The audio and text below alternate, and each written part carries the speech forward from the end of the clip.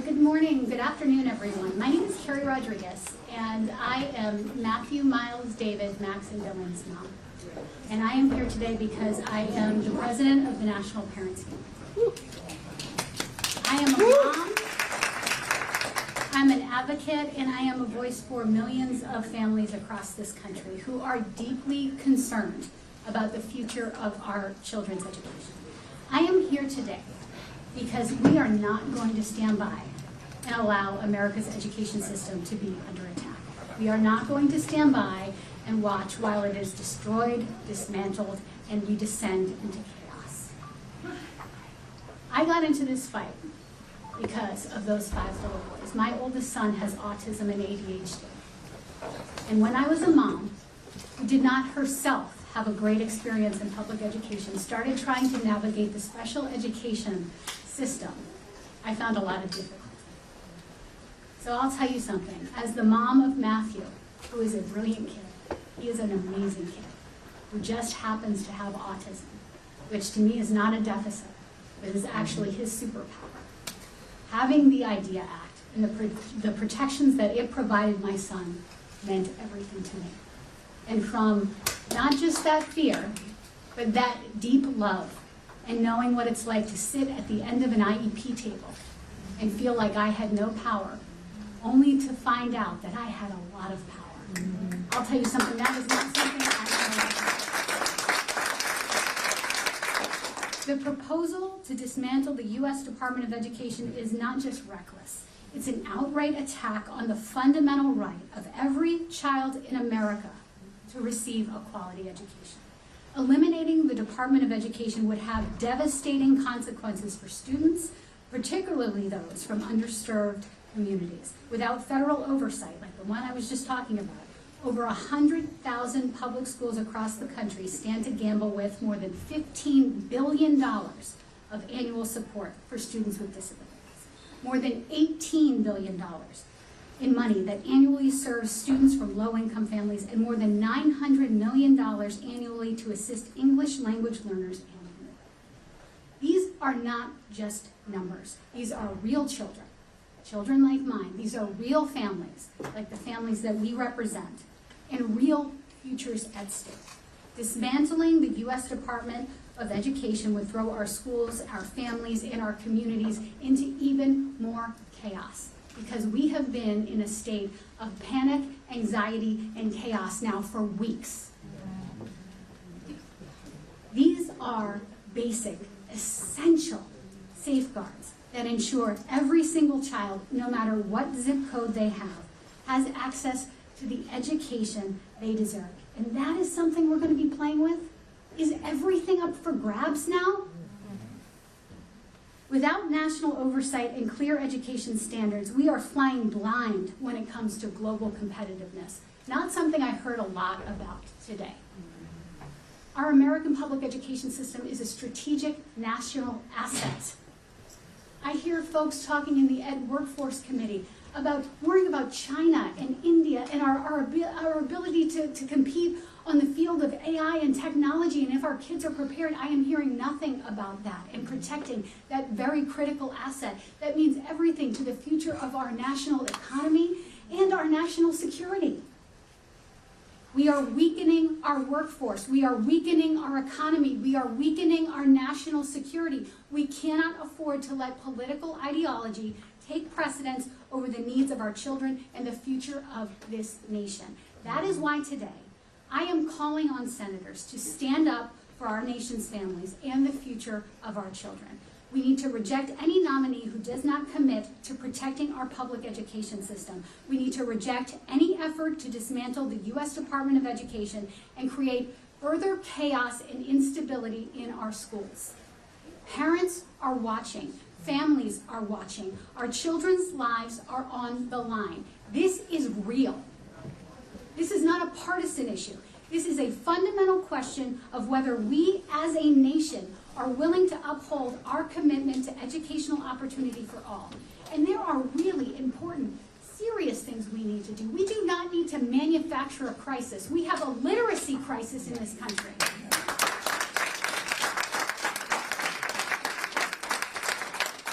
And I will promise you this, and I will swear to it.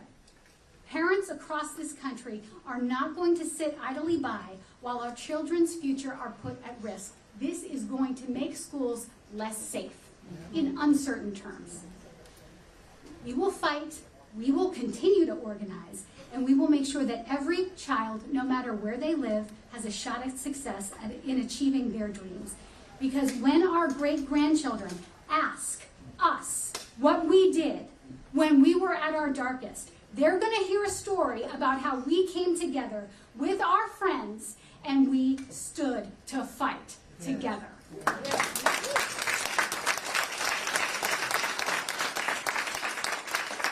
So now I'm going to welcome our dear friend who is another champion for children, for kids across this nation, and most importantly, our favorite dad from Connecticut, the Senator Chris Murphy. Well, thank you very much, Carrie. Thanks to everybody for being here today. How wonderful it feels to be in a room of parents and teachers and students standing up for public education. Donald Trump said last night that the Department of Education is a con job, right? It's extraordinary, extraordinary. But Donald Trump doesn't need the public education system because he can send his kids to private schools. The billionaires that are in charge of our government today, they don't know anything about the public school system because they don't need it. But there are tens of millions of families all across this country who can't send their kids to private schools, who rely on good, quality public schools. And over again, they tell us that they want us to invest in and fix public schools. Not in blue states, not in purple states, but in blue states, purple states, and red states. Kentucky, Arizona, when they had vouchers on the ballot to send taxpayer dollars to private schools, voted overwhelmingly against it. And that's important because what are they trying to do with the closure of the Department of Education? Well, it's not what they say, right? They say, well, we want the federal government to get out of the business of micromanaging teachers and administrators. Well, what did Linda McMahon say to me in our exchange in the committee? That they might get into the business of micromanaging the individual classes and clubs that can exist at our high schools and middle schools. That African American history may no longer be a subject that we can teach. That the Black Engineering Club may be purged from existence. That's micromanaging, right? That's micromanaging. But the other agenda here, the real agenda, is to just ship our public schools off to the hospital. Right? The private equity industry is furious that it hasn't gotten its mitts into elementary schools, right? Like they have into every other sector of our economy. They are raising money as we speak, getting ready for the big privatization of our elementary schools and our middle schools and our high schools. And so the agenda is not to empower teachers and administrators because, in fact, they are planning to micromanage our teachers and administrators. You heard Linda McMahon say that today. The real agenda is to ship our schools off to Wall Street and whoever is willing to pay the highest price. Investors that will not care about our kids writ large will definitely not care about the most vulnerable kids who need a little bit extra in order to make sure that they have a shot. All they will care about is profit. All they will care about is seeing our kids as pawns in order to make more money for themselves. So I'm really thrilled to be here with all of you today. I'm voting hell no on Linda McMahon.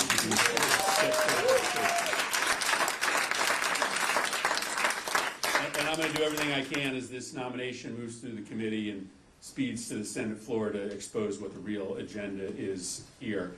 I'm so proud to be here with all of you, to be here with somebody who stood up for kids every day as Secretary of Education, Arne Duncan. And I think I'm going to turn this over next to another parent to talk about the stakes Ethan Ashley.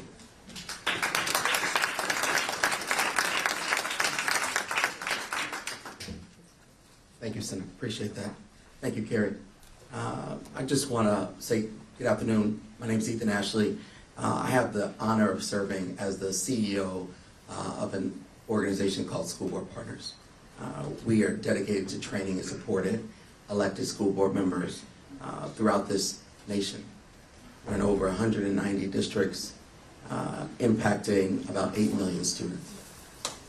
And while our mission is national, I just want to tell you, my roots are in Louisiana. And so, y'all know, Louisiana is a state that depends critically on federal K-12 funding. And I know firsthand about that. I'm a retired school board member. I served 8 years during the pandemic. And I'm also a public school dad. So let me talk a little bit more about what's at stake here from the school board point of view. Imagine being at a school board meeting in a rural district where students are still struggling to recover from pandemic-related learning loss. The board is reviewing a proposal for high-dosage tutoring. It's a research-based program that they know works for kids, that we know works for kids.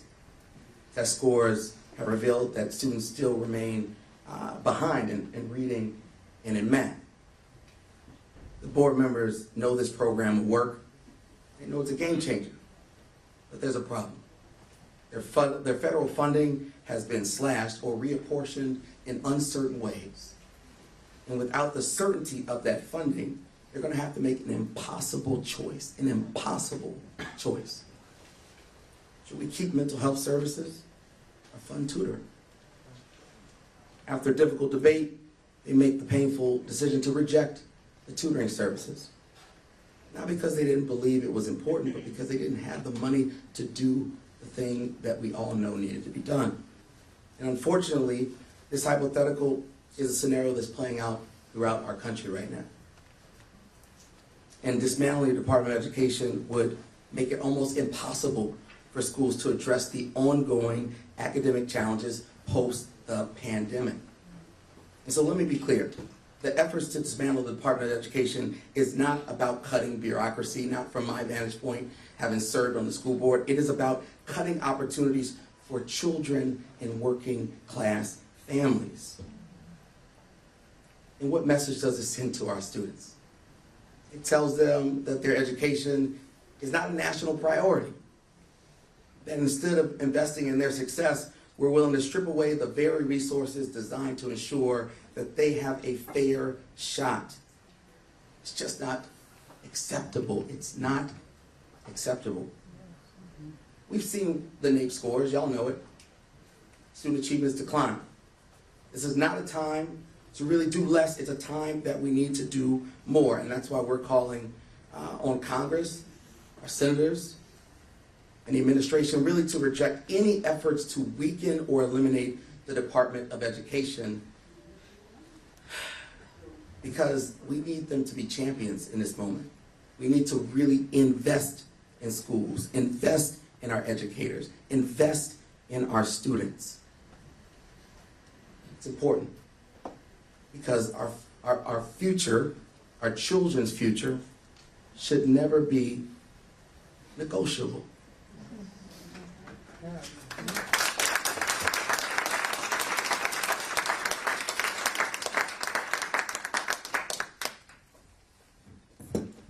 Hello.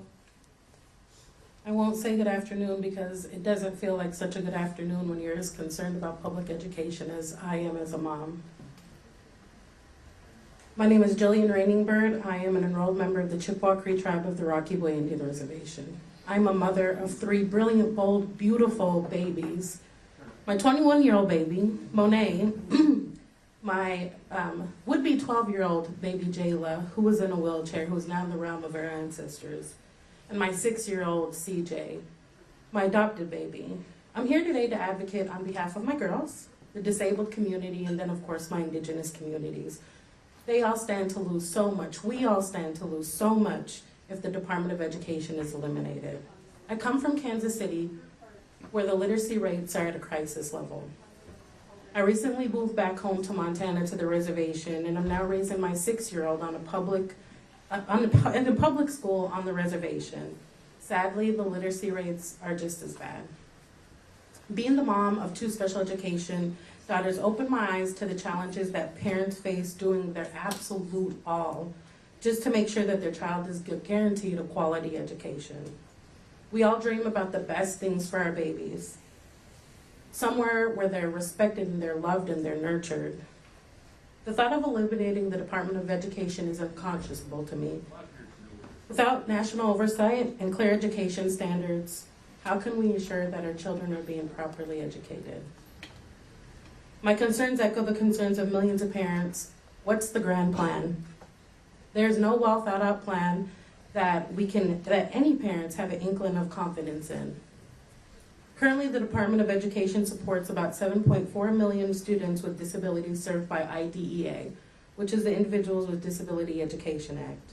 Money that goes straight to the states and schools helped to teach our children to like early intervention. It's called First Steps in the state of Missouri. We all know that the Department of Education has needed more resources and funding to get kids back on track, and now the administration believes that cost cutting is the answer. Absolutely not. Our kids can no longer be an afterthought. My beautiful daughter CJ, she needs one-on-one support. She needs a caring paraprofessional. She needs one-on-one interactions with her teachers. She needs transportation as a relatable service. If you're an IEP parent, the list goes on and on and on the services that our babies need. Our story is the story of many children across the country who depend on adults to make informed decisions on how we can best equip the next generation of our children and in the future. That is why today I'm calling on the senators to stand up to our nation's families and for the future of our children. They must reject any nomination that does not commit to protecting our public education system. Reject any effort to dismantle the Department of Education, which will just create instability in our schools. We cannot give way to privatizing education or acting in any way that would allow anything harmful to come to our children. I want to say that our babies are not for sale. Their future is not for sale. I need the senators to put on their IEP mom shirt, take their power back, and I need them to protect our children.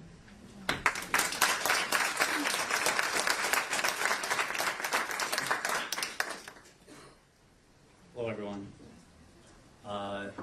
First, thank you all for being here. My name is Joseph Tadros. I'm a 12th year math and science teacher and a team supervisor in Brooklyn, New York. Thank you. I know my students are happy that might not be in class today, but I'm really happy to be here today.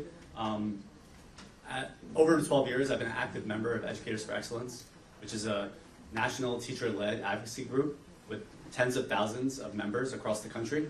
And I'm one person speaking for many of them, saying that we overwhelmingly disagree with this administration's attempt to dismantle and eliminate the Department of Education, as well as the nomination of Linda McMahon.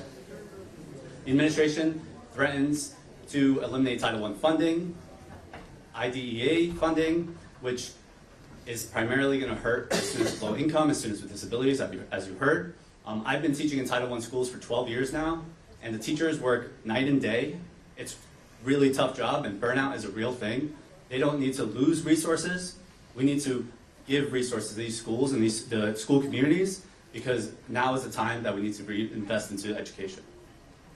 The administration has threatened schools that want to teach culturally relevant history to their students, and trying to eliminate the experiences and stories of those marginalized communities across the country from the classroom. And so teachers are there every day, and the teachers are really passionate about their job, mostly because we are in front of students and we want every single student to succeed. Now, when we speak with fire, fury, and emotion, it's because we care and people should listen.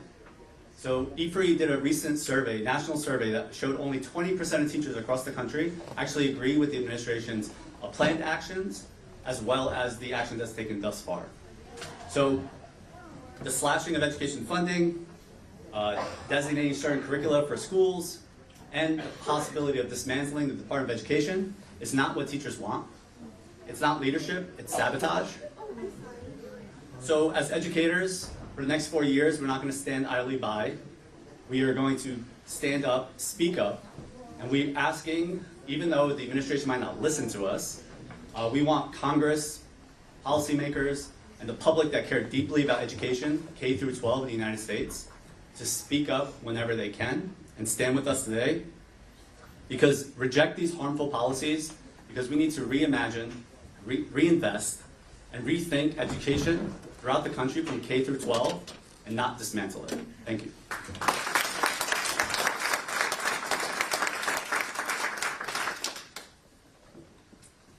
Hi everyone, my name is Dr. Jennifer Lopez, and I'm a high school social studies teacher in Los Angeles, California.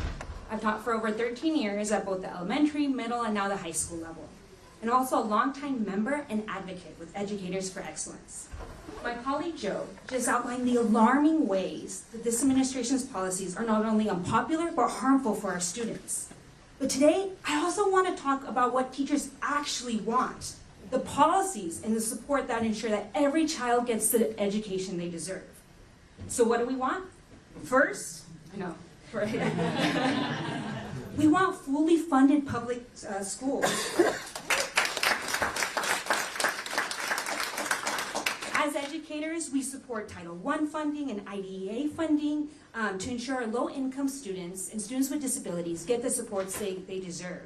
As teaching at a full inclusion school, we get paraprofessionals and co-teachers that really support us in the classroom. And my fear is that if this funding is cut, we won't have them there to support my most vulnerable students, and we need them. I can only imagine the more demands that will be placed on us and my other teacher colleagues. Second, we also want to safe and inclusive classrooms for all students. Schools must be safe spaces for learning, not battlegrounds for political agendas. We need strong policies that make sure our students stay safe. Furthermore, we want a curriculum that reflects the truth in our diverse society. As an ethnic studies teacher, it's so empowering to teach students about their Mexican-American history. I teach in Boyle Heights, and just to see them and say, Miss, I see myself in what we're reading right now about the walkouts. It's just amazing. It's so empowering, right? And so history is not an opinion. It's record on facts, right? And our students deserve to know the truth. In addition, we want evidence-based practices in research. High-quality instructional materials have been shown to be the most cost-effective ways to bolster student success. Yet most students aren't getting them. So let's use the research, let's use it in the data to help us support our most vulnerable populations. Furthermore, we want real solutions to student debt. Many of my teacher colleagues, friends, really depend on the Public Service Loan Forgiveness Program to not worry and have another cost. Right? Living in LA, I have to pay for rent and gas and housing, and thinking about all those pieces is really like, it's a burden. And to now know that a lot of my friends are saying, like, if we don't have this is another cost that we have to do. And teachers, we already don't get paid enough, right? So it's just another thing to have to worry about. Lastly, we want investment in teacher leadership and career pathways. Teachers, we're on the front lines of education with your students day in and day out. And we need policies that empower us, that have true professional learning, and create meaningful career advancements so that we don't leave the classroom. So in closing, we're here today to not just reject this administration's harmful policies, but to demand something better. Teachers don't need politics in the classroom. We need fully funded schools, we need safe and inclusive learning environments, evidence-based policies, a commitment to telling the truth in our classrooms. We call on Congress, state leaders, and the next Secretary of Education to listen to teachers and put our students first. Most of all, as Joe mentioned earlier, we must reimagine public education rather than dismantle it. If Congress really cares about our students, they should invest in our schools rather than strip them of resources. Thank you so much.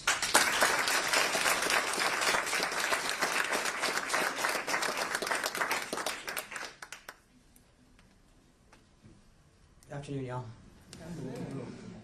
My name is Felix Rice, and I'm a junior at Georgetown University. I was born in Arlington, Texas, and I grew up around Dallas, and most importantly, I'm a very proud product of public schools. And I want to tell y'all, Federal education programs are the backbone of this country. They make it possible for millions of students to reach their potential, and I know that because one of those students is me. I graduated from a public early college high school at a state university in Texas. And this opportunity, which changed my life, was made possible thanks to full state and federal financial aid, including multiple federal Pell Grants. And these programs didn't just help me pay for college, they also made it possible to apply in the first place. Receiving my first Pell Grant in high school qualified me for fee waivers to take the SAT, and more importantly, for college application, it would save me thousands of dollars. If I hadn't gotten that, I would have had to take out a loan just to apply to college. But instead, I was free to apply to every school that I dreamed, including Georgetown, where I very proudly attend today.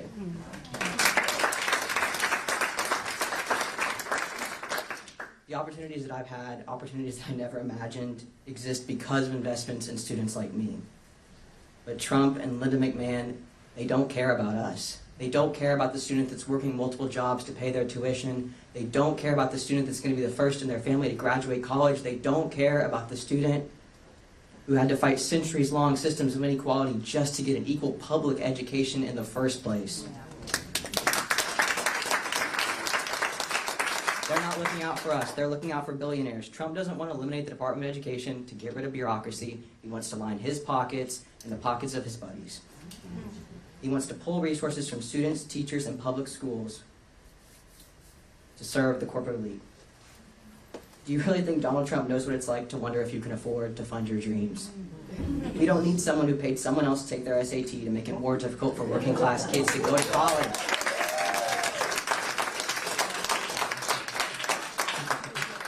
This is an all-out assault on low and middle-income students. It's about limiting opportunity for real kids who depend on programs like the federal Pell Grant to fund their education, students who deserve a chance at success just as much as those who are born into wealth. It is a choice designed to make it harder for people to afford college, a choice to gut programs that help young people succeed, a choice to dismantle the very foundation of opportunity in America. Teachers will lose their jobs. Schools will struggle with fewer resources, and students, especially those from working class backgrounds, will face even greater barriers to chasing their American dreams. We cannot let Trump and his administration sell out students to benefit the corporate elite. The future of this country is not for sale. We have to fight to protect Pell Grants, to protect public education, and protect opportunity for all of us. Thank you.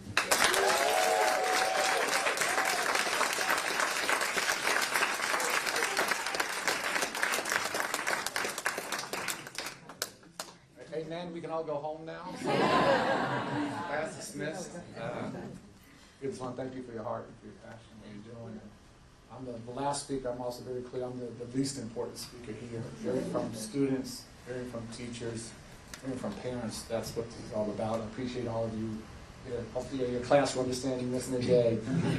Heck of a lesson to come back and talk about tomorrow, what you guys are doing. But this is sort of who we are. And I want to say a couple things and sort of open up to your questions. First, Senator Murphy had to leave.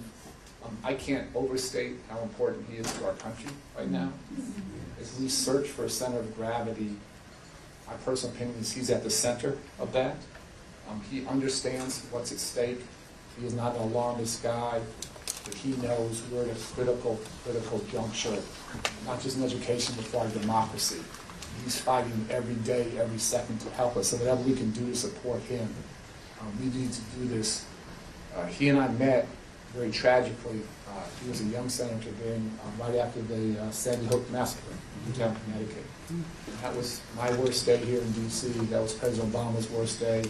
He and I met, sitting on a bus, talking to teachers after that aftermath. Never imagined 20 babies, 5 teachers and a principal being killed. And he was right there on the front lines, not ducking the smoke. He's doing the same thing today. So I know his heart, I know his character, those experiences will stay with us the rest of our lives. And the fight to protect kids, the fight to protect our country, these things are not disconnected. So I just want to thank him. I want to start with a quick little history lesson. I think history matters. I think truth matters. A little quick history, I promise it won't be long, of Republican leadership on education at the presidential level. Go back to our nation's first Republican president, President Abraham Lincoln. He created land-grant colleges, transformational, during the Civil War. Fast forward to the last 70 years, every single Republican president has understood that education was in our nation's interest. It was a national interest. Eisenhower created the first federal role, the Department of Health, Education, and Welfare, and pushed for greater STEM education following Sputnik. Pell Grants. I thought Pell Grants. The most important thing that's ever happened. Guess who signed that law? Nixon. President Nixon signed Pell Grants. It's law.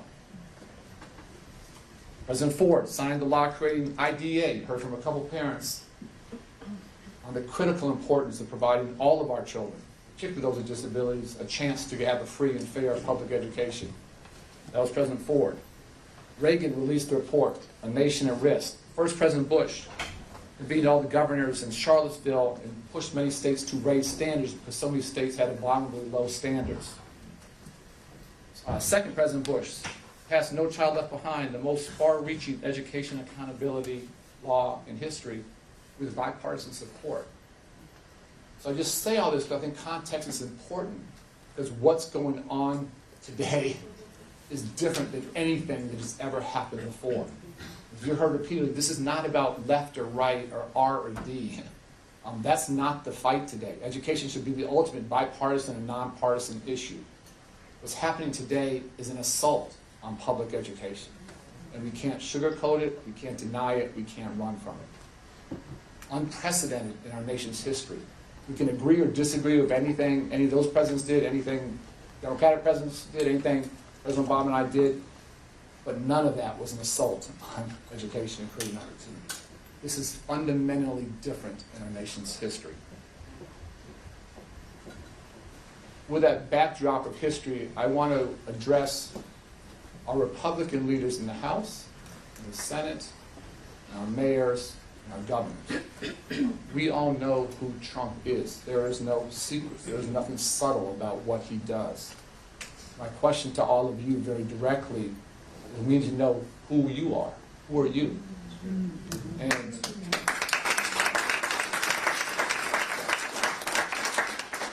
we all took an oath to serve the public. I took that oath. I took that for life. All of you took that oath as well. And the question is your vulnerable populations, your low-income students, your first-gen college goers, your Pell Grant recipients, your children with special needs, their lives start to be impacted when opportunities are taken away. Are you going to side with President Trump? Or are you going to side with your constituents who you swore that you'd be there to support? And we're at a crux in our nation's history. We're at a crossroads. And the fate of our democracy, the fate of public education is going to be determined in real time. I so appreciate everybody taking the time to be here because it's that important. And so I beg, I implore, I plead the Republican leaders in the House, in the Senate, and mayors and governors to remember the oath you took to help the public and serve the public, and figure out, are you here on this planet Earth to serve Trump, his interests, or to serve the people who gave you an opportunity, gave you the privilege of serving? And I hope that you will think through why you came into this part. And if we just had a few of them step up, that would change everything. We just need a couple profiles of courage. We don't need many. We just need a few. And the absence of that is stunning to me. But it is not too late, and there's an opportunity for them to step up. A third, I just want to talk briefly to the public servants across the entire government, but me particularly, the Department of Education. It breaks my heart what they are going through now. When I first came here to DC in 2009, for months I'd go in every Saturday and sit down with career public servants and just pick their brains about what works and what doesn't. Their expertise, their knowledge, their passion made me and my team better. Nobody's being paid overtime, nobody's getting but for months, 9 to 1 on Saturdays, I would just sit and listen. And I had lots of what I thought was great ideas, and a few they said they were great ideas, and many said, Arne, that's a terrible idea. And we tried that in 1980, and we tried that in 1990, and it was disaster. And I listened very, very closely to them. Everything we did, they helped to shape. critique any policy, we'd had no crises of integrity. Never a penny went somewhere else where it shouldn't go because they were there. And to imagine anyone coming into a federal department and lose all of that knowledge, historical expertise, and passion, that terrifies me. I can't imagine what I would have done without that infrastructure there. And to see them being demonized and villainized is mind-boggling to me. These are smart, passionate, committed people who have dedicated their lives to education and to serving. And to not benefit from that wealth of knowledge does anyone trying to serve and our children's country a huge disservice, a monumental sort of self-wound. Don't understand that. Fourth, the thought of dismantling the Department of Education. One of the joys of my job, I didn't spend much time in D.C. I traveled to all 50 states, traveled to Native American reservations, incredible learning lesson, hundreds and hundreds of visits all over the country. Never once did anyone say, don't come to my state. Never once did anyone say, go home. We could disagree on stuff, we could agree on stuff. Everybody, 100% of hundreds and hundreds and hundreds of visits, they wanted a partner in the Department of Education. Parents and students and teachers, universities, early childhood. They want someone here to listen, to partner with them, and to help them fight for their kids. I know that hasn't changed. People didn't care that much, left or right, R&D. They wanted a partner in D.C. to fight for their kids. That's the mentality out there. This idea of returning things to the states, again, just a quick history lesson. Our state's education was segregated until the federal government and troops came to change that. There was not some golden age of state control. Prior to IDEA, children with special needs were denied access to public schools. Senator Harkin talked to me a lot about his brother, who was deaf, who could not go to public school. We know how low many state standards were, incredibly low. And we have low standards, who gets hurt? It's the vulnerable kids. The elite kids are going to do fine. It's the kids who are being lied to and their parents told you're on track to be successful, and you're not even close. That's who gets hurt. So having a federal role to force states to integrate, to force states to educate all kids, to challenge states to raise standards, not lie to them, critical federal role. And to act like we can just walk away from that and things are going to be okay, that's not what history tells us. That's not what's happened. Final two things. I heard there's some chaos at Linda McMahon's confirmation or nomination hearing. I can assume everyone else that Trump is nominating is going to go through. So I assume, just being honest with you, that will probably happen. And what I would just say to her is that, I mean this from the bottom of my heart, I want her to be successful. I have no desire in her failing, because if she fails, our kids get hurt. And that I hope, like I challenge Republican congressmen and senators, I hope she looks in her heart and sees an opportunity to do the right thing by Felix and the tens of millions of students like Felix who just want a chance. And if she is prepared to do that, and again, I mean this so sincerely, I would do anything I can to help her. Because I want her to win. I want her to be successful. But if she comes and has no control or just kowtows to what she's being told by Trump and Musk, then that's not just educationally a disaster, it's morally bankrupt. She has to look in her heart and her soul and decide which way to go. And if she chooses to support and help public education, I will do anything I can to help her be successful. And the final thing I'll say is that it's important not to be given or, and this is, people don't understand this, not to believe Trump's lies. If you're trying to shrink the federal government, the U.S. Department of Education is actually the smallest agency there. That's not the place you would start. If you're trying to shrink the federal footprint, You wouldn't be dictating what clubs or what curriculum you could have. It's not honest. If Musk is actually trying to reduce federal spend, he would not take $400 million for Tesla to get a contract, as we saw yesterday. So this is a grift. It is a scam. It is a fraud. And it is an all-out assault on public education. And collectively, we're in the fight of our lives. And I'm not a scared guy. I deal with gun violence every day in Chicago. I have for the past 8 years. I'm scared for our country. I'm scared for our children. I'm scared for our democracy. And we have to find ways to come together, have a little courage, push back, fight back, to give our country a chance for the next 5 decades. I thank all of you for your support. I want to thank all of our speakers for their heart and for their passion. And together, despite the real fear I feel, I'm not going to sugarcoat that, I deep down have a lot of hope.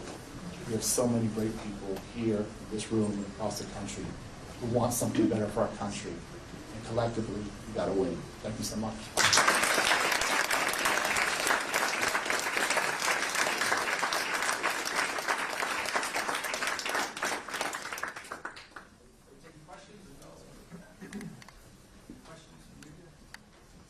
Do folks have any questions? We can do full aside. As folks think. Okay. Thank you so much for being here.